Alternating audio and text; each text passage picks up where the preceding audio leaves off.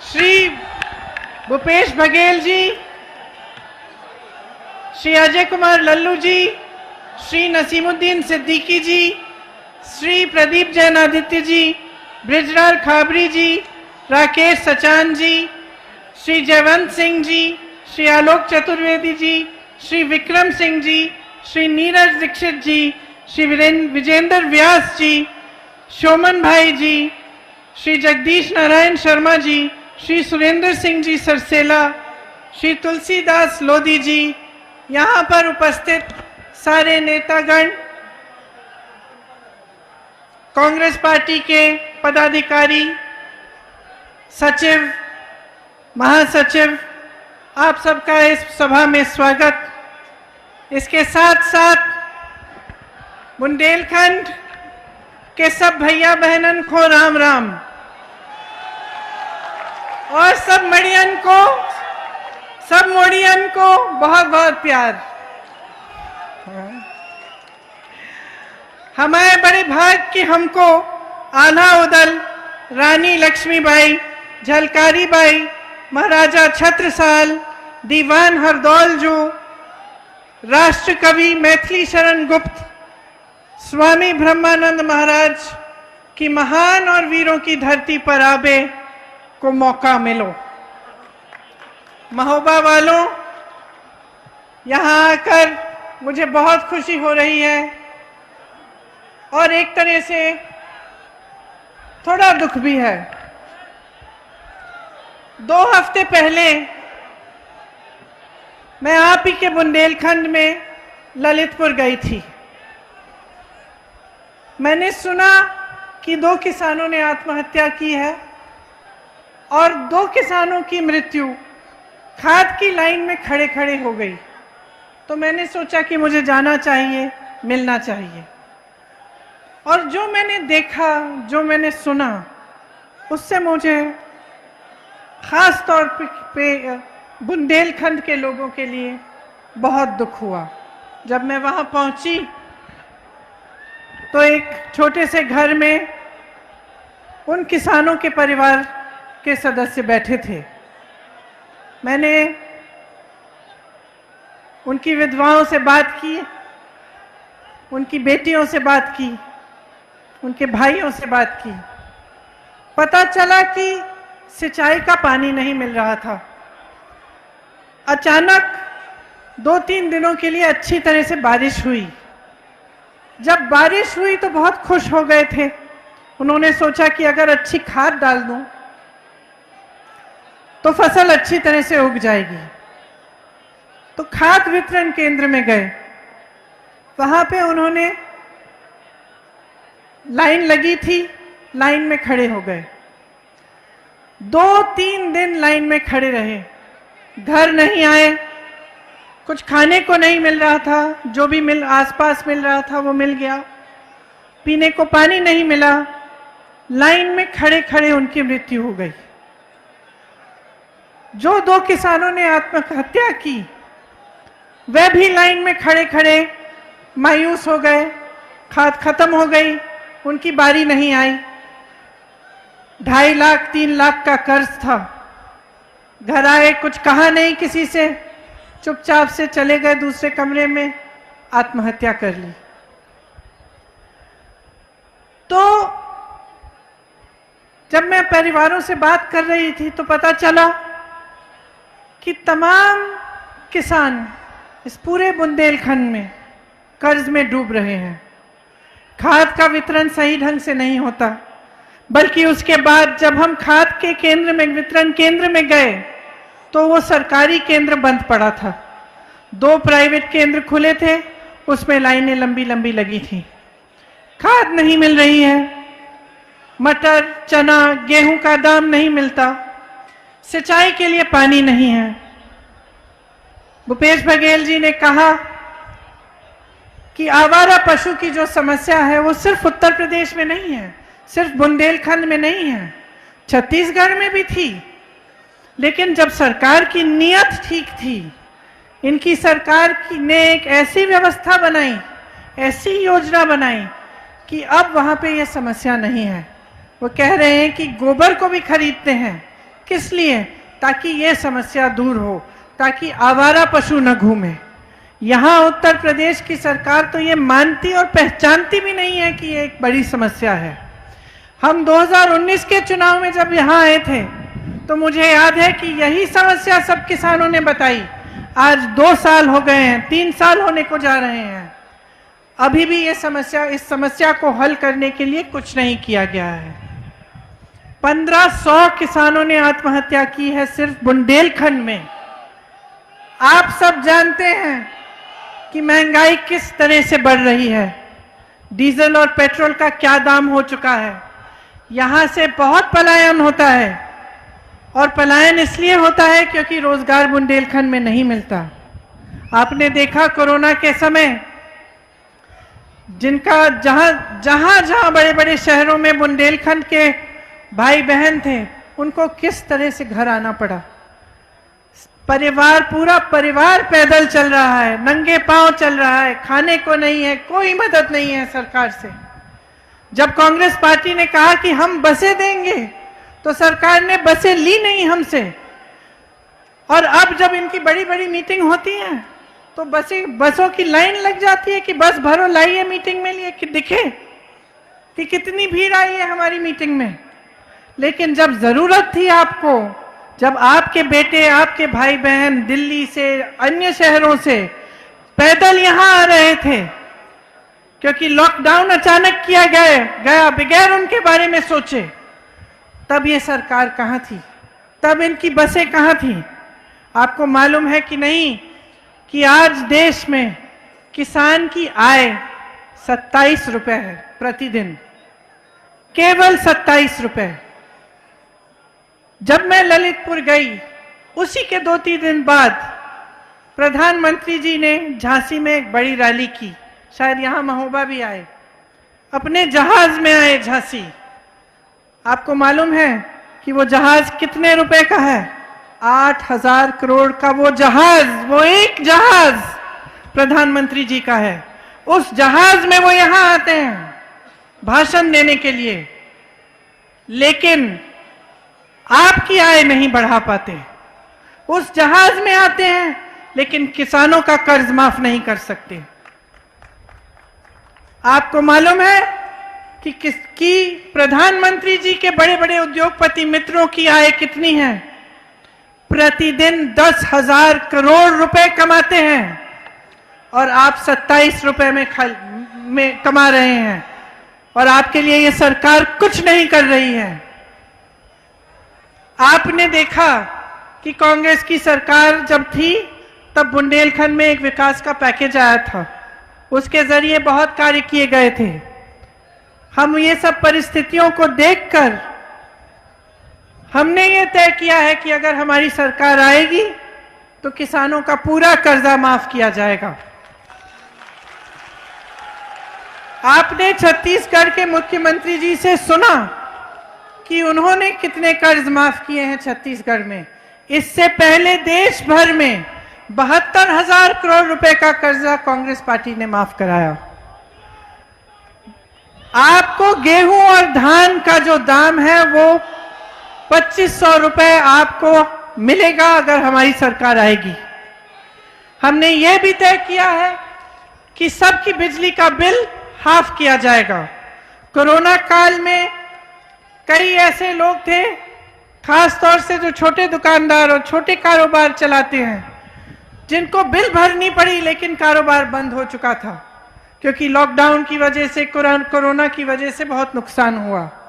जिन ने वो कोरोना के समय वो बिल भरा, उनका बकाया माफ किया जाएगा, साफ किया जाएगा।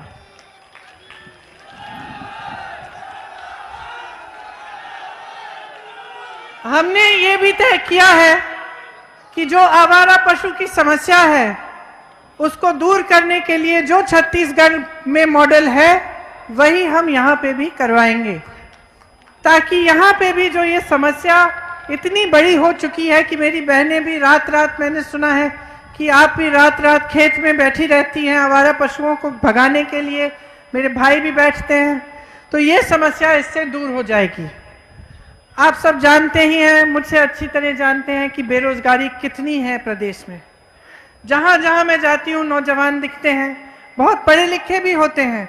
सब ने अपनी मेहनत की कमाई से सबसे पहले अपने बच्चों को पढ़ाया है। कुछ बच्चे बीए पास हैं, कुछ आईटीआई पास हैं, कुछ ने कोर्स किए हुए हैं, लेकिन रोजगार नहीं मिल रहा है। लॉकडाउन की वजह से काफी दिक्कत हुई, काफी धंधे भी बंद हुए, कारोबार बंद हुए। इस बीच हमारे प्रधानमंत्री जी योगी आदित्यनाथ जी कहते हैं कि देश के लिए तपस्या कर रहे हैं। मैं बताना चाहती हूं, आप कोई तपस्या नहीं कर रहे हैं, अपने बड़े बड़े जहाजों में घूम रहे हैं।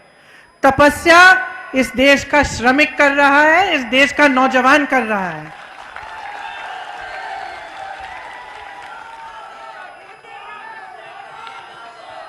जिन परिवारों को सबसे ज्यादा आर्थिक मार कोरोना के समय मिली, जिनको जो सबसे ज्यादा गरीब हैं, जिनके छोटे छोटे कारोबार बंद हुए, उनके लिए अगर कांग्रेस की सरकार आएगी तो 25,000 रुपए दिए जाएंगे ताकि वो फिर से अपने पैरों पर खड़ा हो सके। हमने तय किया है कि 20 लाख सरकारी रोजगार दिलवाएंगे, और अगर कोई भी बीमारी हो, कैसी भी बीमारी हो, तो 10 लाख रुपए तक सरकार इलाज कराएगी।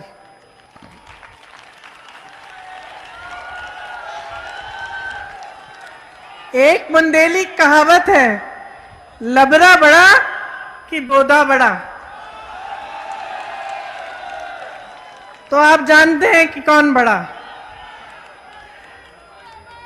योगी जी, मोदी जी, भाजपा के सब नेता यहां आकर मंच पर खड़े होकर आपके सामने झूठा प्रचार करते हैं, बड़े बड़े वचन देके जाते हैं। आपने अब खुद परख लिया है कि उन वचनों को किस तरह से वो निभाते हैं। आपने तो देखा है कि झूठे विज्ञापन भी देते हैं। अब कल ही आपने देखा होगा, मोदी जी गए, उद्घाटन किया उन्होंने, जेवर में एक बहुत बड़ा एयरपोर्ट बनेगा, हवाई अड्डा बनेगा। तो सब अपनी सोशल मीडिया पे जितने भी इनके नेता हैं सब फोटो लगाने लग गए। सबने देखा कि बहुत बढ़िया है जेवर का एयरपोर्ट। पता चला चीन की फोटो है, और नोएडा में शिलान्यास करने गए थे। चाइना के एयरपोर्ट की फोटो लगाते हैं, अमेरिका की फैक्ट्रियों की फोटो लगाते हैं अपने विज्ञापनों में, आंध्र प्रदेश के बांध की फोटो लगाते हैं। तो इनको तो कोई परवाह ही नहीं है कि सच्चाई बोलनी चाहिए जब जनता के सामने आते हैं। उनको ये एहसास नहीं हो रहा है, वो समझ नहीं पा रहे हैं कि आपके प्रति कोई जवाबदेही है उनकी।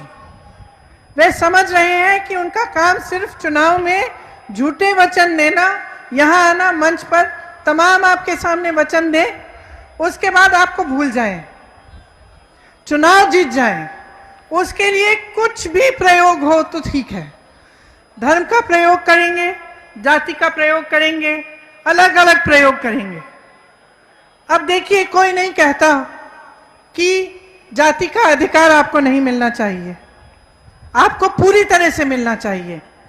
राजनीति में धर्म का, जाति का प्रतिनिधित्व पूरी तरह से होना चाहिए, लेकिन चुनाव के समय आपके विकास के मुद्दे की बात होनी चाहिए। चुनाव के समय जो भी नेता आपके सामने आए वो आपको बताए आपके लिए क्या करने जा रहा है, और चुनाव के बाद जो 5 साल है उसमें करके दिखाए, नहीं तो अगले चुनाव में आप उनको हराइए। ये बात जब तक आप नहीं समझेंगे, जब तक आप अलग अलग तरह की राजनीति के जाल में आप फंसे रहेंगे, तो आपका विकास नहीं होगा। तो जो भी आपके सामने आएगा वो समझेगा हम कुछ भी कह सकते हैं, चुनाव जीत के जाएंगे, उसके बाद हम भूल जाएंगे, तो किसी को परवाह नहीं है, कोई हमसे जवाब नहीं मांगेगा। मैं आपसे ये कहने आई हूं, यहां आपकी अपनी शक्ति एक बहुत बड़ी शक्ति है, इसे पहचानिए, जवाब मांगिए और मुद्दों पर मांगिए। अगर सिंचाई का पानी नहीं है तो क्यों नहीं है? अगर बड़े बड़े हवाई जहाजों को खरीदने का पैसा है, हजारों करोड़ हैं, तो आपके बकाए माफ क्यों नहीं हो रहे हैं? अगर उद्योगपति, बड़े बड़े उद्योगपति मित्र जो हैं भाजपा के, अगर हजारों करोड़ कमा रहे हैं रोज, तो आप 27 रुपए क्यों कमा रहे हैं? आप कब पूछेंगे ये सवाल? कब तक आप ये नौटंकी देखते रहेंगे अपने सामने कि आपके सामने झूठ बोला जा रहा है, खोखले वचन दिए जा रहे हैं आपको, और आप चुप बैठेंगे? मैं जानना चाहती हूं आपसे, क्या आप आवाज उठाने के लिए तैयार हैं कि नहीं? अपना हक मांगने के लिए तैयार हैं कि नहीं? जोर से बोलिए। ये आपके हक हैं। यहां का पान प्रसिद्ध है, इसको बढ़ाने के लिए, इसका व्यापार बढ़ाने के लिए क्या किया गया है? जैतपुर की खादी के लिए क्या किया गया है? बरुआ सागर की अदरक के लिए क्या किया गया है? मऊरानीपुर की टेरिकॉट के लिए क्या किया गया है? जालौन के मटर के लिए क्या किया गया है? बुंदेलखंड की मूंगफली के लिए क्या किया गया है? कोई योजना बनाई है कि आप जब उसका व्यापार आगे बढ़े? कोई उद्योग बनाए हैं इन्होंने नए? गौरा पत्थर यहां का सोना है, और यहां क्या हो रहा है? बड़े बड़े पूंजीपति लूट रहे हैं इसको। इनकी जो नई खनन की नीति है भाजपा की, इससे रॉयल्टी बहुत महंगी हो चुकी है। मैं जब यहां आ रही थी तो हेलीकॉप्टर से आई तो देख रही थी नीचे क्रशर लगे हुए हैं। मुझे बताया गया कि यहां पे कम से कम 450 क्रशर होते थे, आज 50 से 60 बचे हैं। बालू का ट्रक 9,000 रुपए में मिल रहा में है, सॉरी, हाँ, 9,000 रुपए का था बालू का जो ट्रक, आज 50,000 रुपए का हो चुका है। कारोबार पूरी तरह से बर्बाद हो गया है। हजारों मजदूर बेरोजगार हैं। ढाबा का जो व्यवसाय होता था, खनन के चलते अच्छा चलता था, उसको नुकसान हुआ है, और पूरी तरह से भूमाफिया सक्रिय हो गई है। भाजपा की मित्र बड़ी बड़ी बाहरी कंपनियों को ला रहे हैं यहां पे, लेकिन स्थानीय लोगों को कुछ नहीं मिल रहा है। अधिकारियों ने एक वसूली गैंग बना रखी है। आपने देखा होगा कि कबरई के क्रशर कारोबारी इंद्रकांत त्रिपाठी की किस तरह से हत्या हुई। आज भी उनके हत्यारे फरार हैं, आज भी उनको पकड़ा नहीं है। बुंदेलखंड पर्यटन में बुंदेलखंड एकदम आगे बढ़ सकता था। यहां अपार संभावनाएं हैं। भाजपा के विधायक पर्यटन के नाम पर जमीन कब्जे कर रहे हैं, अवैध धंधा कर रहे हैं, गौशालाओं के नाम पर धंधा कर रहे हैं। गौशालाओं की बुरी हालत है। यहां के संसाधनों पर किसका हक है? सबसे पहला हक आपका है, किसी और का हक नहीं है। अगर आपको बदलाव लाना है तो सबसे पहले राजनीति में बदलाव लाना पड़ेगा। सबसे पहले आपको ऐसे नेता चुनने पड़ेंगे जो सिर्फ वचन और बड़े बड़े भाषण नहीं, लेकिन काम करके दिखाएंगे आपके लिए।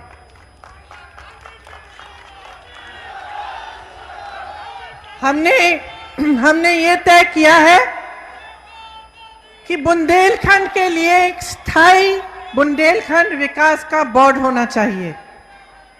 भाजपा की तरह चुनावी बोर्ड नहीं, एक स्थायी विकास का बोर्ड जो यही हो, जहां से आपकी जो समस्याएं हैं वो यहां से ही हल हो सकें। हर साल आपके लिए, बुंदेलखंड के लिए यहां से एक विकास की बजट बने और विकास बोर्ड सीधे पंचायतों से जुड़े। बुंदेलखंड विकास बोर्ड की कमान बुंदेलखंड के ही लोगों के हाथों में हो। हम चाहते हैं कि सरकार आपके द्वार आए। यहाँ की जो समस्याएं हैं उसके लिए यहाँ पे एक अलग विकास का सचिवालय बने, छोटे बड़े कार्यालय यहीं पे हों, ताकि आपको दूर दूर जाना नहीं पड़े अपनी समस्याओं को हल करने के लिए। मंडियों का सही उपयोग होना चाहिए। मंडियों में आपके पान, मटर, चना, मूंगफली की खरीद हो। एक फूड प्रोसेसिंग के यूनिट लगने चाहिए यहाँ पे। मनरेगा को आप जानते हैं कि कांग्रेस ने शुरू किया, और उसको आस्ते आस्ते कमजोर किया जा रहा है। जो मनरेगा में आपको काम मिलते थे वो अब ठेकेदारों को मिल रहे हैं। तो मनरेगा को फिर से मजबूत बनाना हमारा काम है और हम चाहते हैं कि अगर हमारी सरकार आएगी तो हम मनरेगा को फिर से मजबूत बनाएंगे। यहाँ पे नए उद्योग लगाना बहुत ही जरूरी है। आपको याद होगा कि कांग्रेस ने जो पैकेज किया था उसके द्वारा कई नए उद्योग लगे थे। अब हम चाहते हैं कि हम और मजबूती से ये कार्य करें। भाजपा की जो खनन नीति है इसको हम खत्म करना चाहते हैं। खनन नीति में हमारा ये विचार है कि स्थानीय लोगों को सबसे ज्यादा प्राथमिकता मिलनी चाहिए। जल स्रोतों का संरक्षण होना चाहिए। यहाँ पे आला उदल की संस्कृति के लिए एक सांस्कृतिक केंद्र बनना चाहिए। कीरत सागर, कचली मेला स्थल, गोरखगिरी पर्वत, ऐसे तमाम पर्यटन स्थल हैं बुंदेलखंड में। इनका विकास होना चाहिए ताकि पर्यटन से रोजगार बने और आपकी कमाई हो। मेरी बहनें आप यहाँ बैठी हैं, देखिए जहाँ जहाँ जाती हूँ मैं अपनी बहनों से मिलती हूँ और मुझे ये एहसास होता है कि समाज का सारा बोझ मेरी बहनें उठाती हैं। जो महंगाई आजकल है उसका बोझ आप उठा रही हैं। आप खेती में भी काम करती हैं, जहाँ जहाँ बाहर नौकरी मिल सकती है आप वो नौकरियाँ भी करती हैं, रोजगार आपको जहाँ मिलता है आप करती हैं। उसके बाद घर आती हैं, घर संभालती हैं, बच्चों की परवरिश आप करती हैं और जो नई पीढ़ी है उसका भविष्य आप ही के हाथों में है। मैं भी एक महिला हूँ, मैं समझती हूँ कि आप पर कितना बोझ है और कितनी शक्ति, कितने सम्मान के साथ आप उस बोझ को उठाती हैं। देखिए आज की जो परिस्थिति है, सरसों का तेल इतना महंगा हो गया है। आपको सरकार ने कहा कि एक गैस का सिलेंडर देंगे, गैस का सिलेंडर चलो दे दिया। क्या उससे आपकी समस्याएं खत्म हो गई? क्या सरकार का आपके प्रति यही एक जिम्मेदारी थी कि एक गैस सिलेंडर पकड़ा दें, कि कोई और भी जिम्मेदारी थी? आपको मजबूत करने की जिम्मेदारी, आपके हाथों में अपनी शक्ति देने की जिम्मेदारी। क्या आपको पूछा सरकार ने कि उस एक गैस सिलेंडर के बाद आप कैसे 1000 रुपए का गैस सिलेंडर खरीदेंगी? आज टमाटर खरीदने जाएंगे तो आपको पेट्रोल डीजल के दाम का टमाटर नहीं मिल रहा है। तो स्थिति इतनी खराब हो चुकी है और जहां जहां मैं जाती हूं मैं अत्याचार देखती हूं।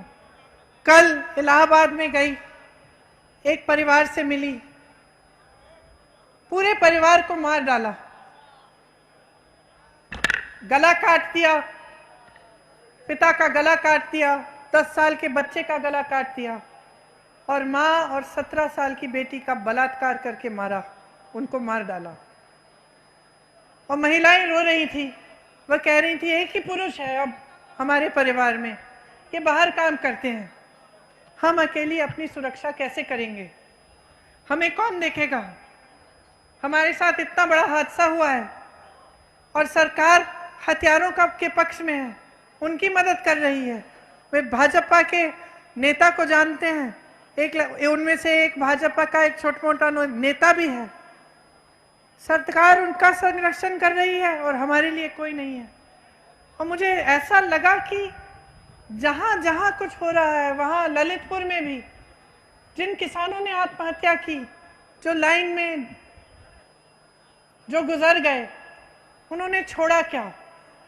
मेरी बहनों को अकेले छोड़ा और मेरी बहनें ही, महिलाएं ही अब समस्याओं का हल ढूंढने की कोशिश कर रही हैं। तो जिस तरह से महिलाओं के साथ अत्याचार हो रहा है प्रदेश में, जिस तरह से मेरी बहनों के साथ शोषण हो रहा है, उसका एक ही मुकाबला है कि महिलाएं अपनी शक्ति अपने हाथों में लें, अपने पैरों पर खड़े हों, अपनी लड़ाई अपने आप लड़ें। इसीलिए जहां जहां जाती हूं मैं कहती हूं कि हमारा नया नारा यह है, लड़की हूं, लड़ सकती हूं।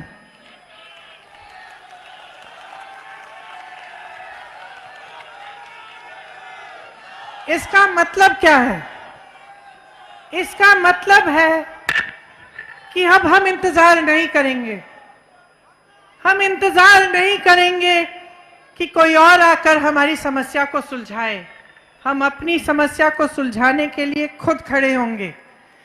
हम चाहते हैं, कांग्रेस पार्टी ने ये ऐलान किया है कि 40% टिकट इस चुनाव में, आने वाले चुनाव में महिलाओं को देंगे, ताकि महिलाएं पूरी तरह से विधानसभा के चुनाव में भागीदार बने, विधानसभा में बैठें। जब नए नए कानून बने उनके लिए, तब महिलाएं कानून भी बनाएं, उनकी भागीदारी हो, उनकी आवाज हर जगह उठे। इसीलिए महिलाओं के लिए हम कुछ खास प्रतिज्ञाएं करना चाहते हैं। मैंने एक प्रतिज्ञा पत्र बंटवाया है, शायद आपको मिला होगा। इसमें जो छात्राएं 12वीं कक्षा में हैं उनको स्मार्टफोन दिया जाएगा।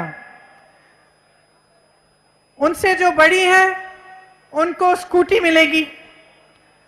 बस की यात्राएं प्रदेश भर में महिलाओं के लिए मुफ्त होंगी। एक गैस सिलेंडर नहीं, आपको 3 गैस सिलेंडर मुफ्त मिलेंगे।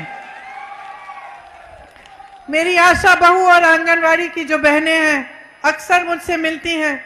कुछ दिनों पहले लखनऊ में एक बहन आई, उसने अपना हक मांगा तो पुलिस ने उसको पीटा बहुत बुरी तरह। वह मुझे कहती हैं कि बहुत समय से उनका मानदेय बढ़ाया नहीं गया है। अगर हमारी सरकार आएगी तो हमने प्रतिज्ञा ली है कि 10,000 रुपए मानदेय आशा बहुओं और आंगनबाड़ी की बहनें की होगी। जितनी है जो 20 लाख जो नौकरियां हैं, जो रोजगार हैं जो हम देना चाहते हैं, इसमें से 40% हम महिलाओं को देंगे। और जो पहले से आरक्षण लागू है उसी के अंडर आएगा, लेकिन 40% महिलाओं को भी मिलेंगी ये रोजगार। विधवा पेंशन 1,000 रुपए का होगा। दलित छात्रावासों के लिए आधुनिक नई हम फैसिलिटीज बनवाएंगे और सुविधा बनवाएंगे। स्वयं सहायता समूहों एवं जहल सहेलियों का सरकारीकरण किया जाएगा। वीरांगना जलकारी भाई जैसी वीरांगनाओं के नाम पर महिलाओं के लिए एक दक्षता विद्यालय हर एक जिले में बनेगा, जिसमें आधुनिक से आधुनिक सुविधाएं होंगी। तो देखिए, आपके लिए बहुत प्रतिज्ञाएं, बहुत योजनाएं हमने सोची है और हम आपके सामने हम कह रहे हैं हम करेंगे। तो आप यकीन कैसे कर सकते हैं मेरी बातों पर? आपके सामने जो भी आता है वो प्रतिज्ञा, वो वचन करके चले जाता है। तो आपको कैसे यकीन होना चाहिए कि कांग्रेस पार्टी के नेता जब आपके सामने आते हैं और कुछ कहते हैं तो उस पर खरा उतरते हैं। 2 चीजें हैं। सबसे पहले तो हमारे मुख्यमंत्री जी आपके सामने आए और इन्होंने आपको बताया कि किस तरह से छत्तीसगढ़ में और जहां जहां हमारी सरकारें हैं वहां जो प्रतिज्ञाएं की गई वे निभाई गई। और दूसरी बात आप याद करिए कि जब बुंदेलखंड का पैकेज बना था तो यहां पर BHEL का प्लांट लगाया गया, परीक्षा थर्मल पावर प्लांट लगा, राजघाट का बांध बनाया गया, बंजर जमीनों को खेती युक्त बनाने के लिए ग्रासलैंड का संस्थान बनाया, रानी लक्ष्मीबाई कृषि विद्यालय विश्वविद्यालय बनाया, झांसी मेडिकल कॉलेज बना, बुंदेलखंड का विश्वविद्यालय बना। बुंदेलखंड में एक नवोदय विद्यालयों की जाल फैलाई गई। 72,000 करोड़ रुपयों का कर्ज माफ किया गया। उसमें से नहीं, अलग से 12,000 करोड़ का एक पैकेज बना था। ये सब कांग्रेस की सरकार ने किया था। तो जब हम आपके सामने आते हैं तो हमें अच्छी तरह से एहसास है कि हम आपके प्रति जवाबदेह हैं। हम जानते हैं कि अगर हम वचन निभाएंगे, हमें उस वचन को आपको देंगे तो हमें उस वचन को निभाना पड़ेगा, क्योंकि हमारी नीयत साफ है। आपने भाजपा के नेताओं की नीयत 5 सालों से देख ली है। आपके लिए क्या हुआ, आपके लिए क्या किया गया, आप सब मेरे से अच्छी तरह जानते हैं। सपा की सरकार आई, आपको लूटा गया। बसपा की सरकार आई, कुछ नहीं किया गया आपके लिए। भाजपा की सरकार आई, तमाम झूठे वादे किए, उनको निभाया नहीं। उनकी नीयत साफ नहीं है। मैं यहां खड़े होकर आप सबसे कहना चाहती हूं कि जिन जिन लोगों से मैं मिली हूं उत्तर प्रदेश में, जहां जहां गई हूं, जिन जिन गांव में गई हूं, जिन परिवारों से मिली हूं, जहां जहां मैंने देखा है कि दुख है, दर्द है, मैं समझी हूं कि आपको एक ऐसी सरकार की जरूरत है जो आपके साथ, जिनकी आपके साथ संवेदना हो, जो आपकी समस्याओं को समझे और सुलझाने की दिल से कोशिश की। और मैं चाहती हूं कि उत्तर प्रदेश में आने वाले समय में एक ऐसी ही कांग्रेस की सरकार आए जो आपकी समस्याओं को सुलझाने के लिए दिन रात काम करे, पीछे नहीं हटे। तो आपसे आग्रह करती हूं कि आप अपनी शक्ति को अच्छी तरह से पहचानिए, उसको मजबूत बनाइए। मेरी बहनें यहाँ हैं, एक बहुत बड़ी शक्ति है। आप चाहें तो ये प्रदेश बदल सकता है, लेकिन आपको चाहना पड़ेगा, आपको समझना पड़ेगा और आपको अपनी शक्ति को पहचान कर आगे बढ़ना पड़ेगा। आपको बहुत बहुत धन्यवाद। बुंदेलखंड की जय, बुंदेलखंड की जय, बुंदेलखंड की जय। जय हिंद।